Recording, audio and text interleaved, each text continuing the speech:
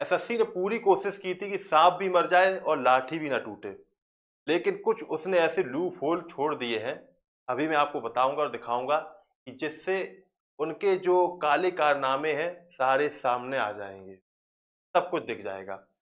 लेकिन जैसे ही जिस दिन एसएससी सीजीएल का फाइनल रिजल्ट आया था तो काफी लोगों के मैसेज आए कि सर मेरा सिलेक्शन हो गया है, काफी खुश थे। और उससे ज्यादा, कई गुने ज्यादा हताश, निराश, परेशान छात्रों की भी मैसेज आए। ऐसा हमेशा होता है, जब रिजल्ट आता है तो एक जगह खुशी की मैसेज लोग भेजते हैं, एक जगह थोड़े परेशान भी होते हैं। लेकिन इस बार कुछ ज्यादा ही लोग परेशान थे, क्योंकि कुछ ऐसे कारण थे, कुछ ऐसे रीजन थे जिनके पीछे छात्र काफी परेशान थे। ऐसा नहीं होना चाहिए। आज मैं आपको बताऊंगा कि देखिए कि जो नॉर्मलाइजेशन है, इसमें किस तरीके से फायदा उठाया जा सकता है कि फिर आप कुछ कर भी नहीं पाएंगे। यहाँ पे ऐसे ऐसे पॉइंट रख देंगे जिसमें कुछ कर भी नहीं पाएंगे, लेकिन अगर वो चीज ना हो पाई तो फिर ये बहुत बुरे फंसने वाले हैं। कैसे, मैं आपको बताता हूँ, अब देखिएगा। देखिए, जैसे कि नॉर्मलाइजेशन होता है तो नॉर्मलाइजेशन देखा जाए कहीं ना कहीं कोशिश तो वैसे यही की गई थी कि नॉर्मलाइजेशन के माध्यम से सभी को, मतलब किसी के साथ पक्ष हो ना हो, मतलब एक तरह का निष्पक्ष रिजल्ट आए। लेकिन इसमें कई सारी खामियां हैं, वो ऐसा हो ही नहीं सकता है, पॉसिबल ही नहीं है एक सही रिजल्ट देना। जब तक एक दिन में परीक्षा नहीं होगी सभी की, तब तक बिल्कुल भी पॉसिबल नहीं है ऐसा होना। क्यों नहीं है, देखिए। जैसे नॉर्मलाइजेशन कई तरीके के होते हैं, नॉर्मलाइजेशन के मेथड कई हैं, अलग अलग मेथड अपनाए जाते हैं। अब अभी मैंने वैसे ये चीज तो नहीं देखी एसएससी सीजीएल कौन सा मेथड अपनाती, लेकिन मैं बताना चाहूंगा कि अगर इस ये वाला मेथड है तो देखिए यहाँ पे क्या हो जाता है, मैं आपको बताता हूँ। जैसे कि आपने देखा होगा कि जैसे रॉ मार्क्स हैं एक ही शिफ्ट में जैसे मैंने बताया किसी की रॉ मार्क्स है 280 और एक के रॉ मार्क्स है 310। पता लगा दोनों एक ही कैटेगरी के हैं, दोनों मैंने माना जैसे कि यूआर कैटेगरी से दोनों लोग, ठीक है, और दोनों ने एक ही दिन एग्जाम दिया, एक ही शिफ्ट में एग्जाम दिया। लेकिन जब फाइनल मार्क्स आए नॉर्मलाइजेशन होने के बाद, तो पता लगा कि इसके 302 मार्क्स हो गए या 305 कुछ हो गए, और जो ये था इसके सिर्फ 295 रह गए, यानी इसके कम हो गई। मतलब ये हुआ, यहाँ पे ऐसा हो गया, ठीक है।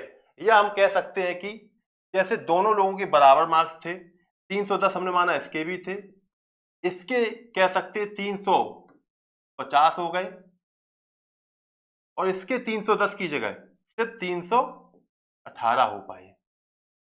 ये कैसे पॉसिबल है, आपको मैं बताता हूं। अगर ये पॉसिबल है तो ये इनके पास एक बहुत अच्छा बहाना भी हो सकता है बनाने वाला, ठीक है। कोर्ट में ये दिखा सकते हैं इस चीज को। क्या, देखिए, अगर ये है क्या मेथड, जब नॉर्मलाइजेशन होता है तो उसमें एक होता है क्वेश्चन आईडी भी बनती है, क्वेश्चन आईडी।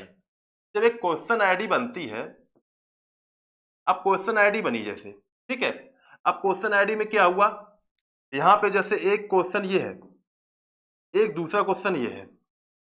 इसे क्या हुआ, इसे 80 लोगों ने सही किया और 20 लोगों ने गलत कर दिया, ठीक है। इस क्वेश्चन में क्या हुआ, इसे 20 लोगों ने सही किया, 80 लोगों ने गलत कर दिया, ठीक है। तो क्या होगा, ये जो क्वेश्चन है, ये जैसे 2 नंबर का था तो शायद इसे 2 नंबर का ही जोड़ा जाए, ठीक है, या कम कर दिया जाए। लेकिन जो ये क्वेश्चन है तो 2 नंबर की जगह ये 4 नंबर का हो सकता है। मतलब ये जो क्वेश्चन सही करेगा उसे 4 अंक मिलेंगे। तो होता क्या है, अब एक ही शिफ्ट में दोनों लोग फंस गए इसी शिफ्ट में। अब हुआ क्या, एक ने क्या किया, ये क्वेश्चन सही कर दिया, ठीक है। दूसरे वाले ने क्या किया, ये वाला क्वेश्चन सही नहीं कर पाया, वो ये क्वेश्चन सही कर पाया, ठीक है। अब जो गिनती की देखी जाए तो एक इसने भी सही किया, एक इसने भी सही किया है। अब होगा क्या, मार्क्स इसे ज्यादा मिलेंगे, इसे कम मिलेंगे। इसी तरीके से जो 100 क्वेश्चन होते, जितने भी क्वेश्चन होते हैं उसके हिसाब से वहां पे सिस्टम बन जाता है। यानी कि अब उसमें से 40 क्वेश्चन इसने कठिन वाले कर दिए जो कोई नहीं कर पा रहा था, और इन्होंने 40 क्वेश्चन वो किए जो सभी लोग कर पा रहे थे। तो जब उस दिन मार्क्स बनेंगे तो इसको ज्यादा अंक मिलेंगे, इसे कम अंक मिलेंगे, ठीक है। तो एक ये कारण हो सकता है, लेकिन शायद एसएससी सीजीएल में ये वाला मेथड नहीं अपनाया जाता है मेरे ख्याल से, ठीक है। गेट गेट कुछ एग्जाम होते हैं उनमें ये वाला मेथड अपनाया जाता है। अगर ये वाला मेथड हुआ तो वो वाला बहुत अच्छे तरीके से पेश कर देंगे, दिखा देंगे ये देखो ऐसे ऐसे था, इस तरीके से हो गया है। यहाँ पे वो बहुत घपला कर सकते हैं। लेकिन एक चीज बताएं, देखो, ऊंट की चोरी कह सकते गाँव की भाषा में ईंट की चोरी न्योहरे न्योहरे नहीं हो पाती, यानी कह सकते हो तुम सोच सकते हो कि छिप छिप के कर ले उठी चोरी, वो नहीं हो पाएगी। अब बहुत ऑनलाइन का ज़माना आ चुका है, स्टूडेंट भी बहुत एक्टिव हैं और टीचर भी उनके साथ हैं, तो पकड़े जाओगे, कहीं न कहीं पकड़े जाओगे। जब मैच करेंगे, सारी चीज़ें देखी जाएँगी, तो ज़रूर पकड़े जाओगे। और मुझे जो लग रहा है, जिस तरीके से मैं मैसेज लोगों को देख रहा हूँ, स्टूडेंट्स जो मैसेज भेज रहे हैं, जिस हिसाब से मार्क्स हैं, तो उस हिसाब से तो मुझे लग रहा है कुछ न कुछ तो गड़बड़ हुआ है। और दूसरी बात और है कि जो एसएससी सीजीएल के क्वेश्चन का पैटर्न है, वो देख के हँसी आ रही है। मतलब डीजे वाले बाबू मेरा गाना बजा दो, ये किसने शायद गाना गाया, ये ऐसा कुछ पूछा जा रहा है। तभी तो ये शायद एनालाइस में रोक लगा रहे थे कि इस तरीके के क्वेश्चन बाहर आ जाएंगे तो लोग हंसेंगे, लेकिन वो तो आना ही है ना किसी न किसी दिन। ठीक है, बहुत ही हंसी लगती है, कहते मजाक बना रखा है एग्जाम को, पता नहीं क्या बना रखा है, या इन्होंने सोचा है कि भर्ती करने भर लो, ऐसे उल्टे सीधे जो भी करके जो भी भर्तियां करनी, खाना पूर्ति करनी कर लो। इसमें बहुत ही बड़ी कह सकते हैं सरकार की भी गलती है। अगर वो चाहे शिकंजा कसे इनके ऊपर, सख्ती रखे, तो ये सब जो गड़बड़ियां हो रही हैं, जाने न जाने कब से हम देख रहे हैं एसएससी सीजीएल में, एसएससी मतलब एग्जाम में बड़ा समस्याएं आ रही हैं। सीजीएल में तो बहुत स्पेशल समस्याएं आती रहती हैं, इस तरीके की घटनाएं हो रही हैं। तो हम लोग कर क्या सकते हैं? देखो, यहाँ पे हमें यही करना पड़ेगा, जैसे जो टीचर्स हैं उनके साथ हमें जुड़ के रहना पड़ेगा। ठीक है, उनके साथ मिल के रहना पड़ेगा, यानी कि जो वो कहेंगे उसके हिसाब से हमें फॉलो करना पड़ेगा। जैसे कि अभिनय सर हो गए, नीतू मैम हो गई, और भी लोग आएंगे, तो वो लोग सब लोग जो बता रहे हैं, और हम लोग अपना वकील भी कर सकते हैं, सीधे भी हम लोग को केस कर सकते हैं, यानी कि जो भी हमें समस्या लगती है वो भी वहाँ पे हम लोग कर सकते हैं। ठीक है, और टीचर्स तो आपके साथ हैं ही, जो होगा तो उसमें भी सब कुछ क्लियर हो जाएगा। लेकिन ये देख के बहुत ही खराब लगता है कि अगर सिलेक्शन आपको नहीं ऐसे करना है, पढ़ाई से जिनका सिलेक्शन नहीं होना है, तो भैया बता दो कि बोली लगा दी जाए वैकेंसी की, बता दो कि ये वैकेंसी है कस्टम ऑफिसर की, ये आपकी योग्यता होगी। अब टेस्ट नहीं होगा, बस योग्यता तो हो गई, चलो मान लिया जाए ग्रेजुएशन पास, अब लगेगी बोली 10 लाख से स्टार्ट होगी, और जिसकी सबसे ज्यादा बोली रहेगी उसका सिलेक्ट, उसको जॉब दे दी जाएगी। कर लो, यही कर लो भाई, चुपचाप तो कर ही रहे होगे पीछे कहीं ना कहीं से, या मंत्री जी का फोन आ जाता होगा किसी का कि भैया देख लेना। ऐसा हो सकता है, हम किसी को बिल्कुल वो नहीं कह रहे, खुल के कुछ भी हो सकता है, रुपए पहुंच रहा है या किसी का फोन पहुंच रहा है, या कुछ तो हो ही रहा है जो कि इस तरीके से धांधली या गड़बड़ियां हो रही हैं।